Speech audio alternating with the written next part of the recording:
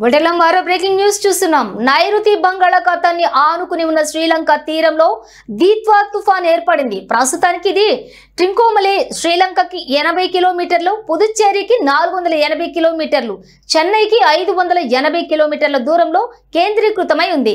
గడిచిన 6 గంటల్లో 8 కిలోమీటర్ల వేగంతో తుఫాన్ కదిలింది.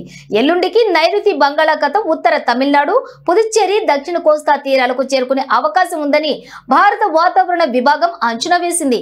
దీత్వా తుఫాన్ ప్రభావంతో ఏపీలో భారీ వర్షాలు కురవనున్నాయి.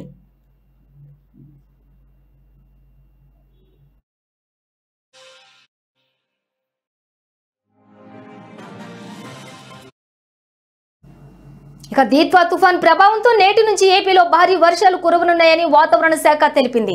నేడు గుంటూరు, బాపట్ల, ప్రకాశం, నెల్లూరు, శ్రీ సత్యసాయి, కడప, అన్నమయ్య, చిత్తూరు, తిరుపతి జిల్లాల్లో తేలికపాటి నుంచి ఓ మోస్తారు వర్షాలు కురవనున్నాయి.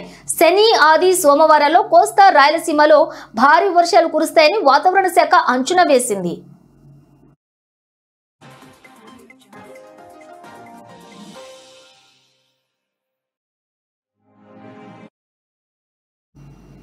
ఇక శనివారం నాడు నెల్లూరు, తిరుపతి, అన్నమయ్య, చిత్తూరు జిల్లాలో అతి భారీ వర్షాలు, శ్రీ సత్యసాయి, అనంతపురం, కడప, ప్రకాశం, బాపట్ల జిల్లాలకు భారీ వర్ష సూచన ఉంది. ఆదివారం, సోమవారాల్లో కూడా కోస్తా, రాయలసీమలో భారీ వర్షాలు కురుస్తాయని వాతావరణ శాఖ అంచనా వేసింది.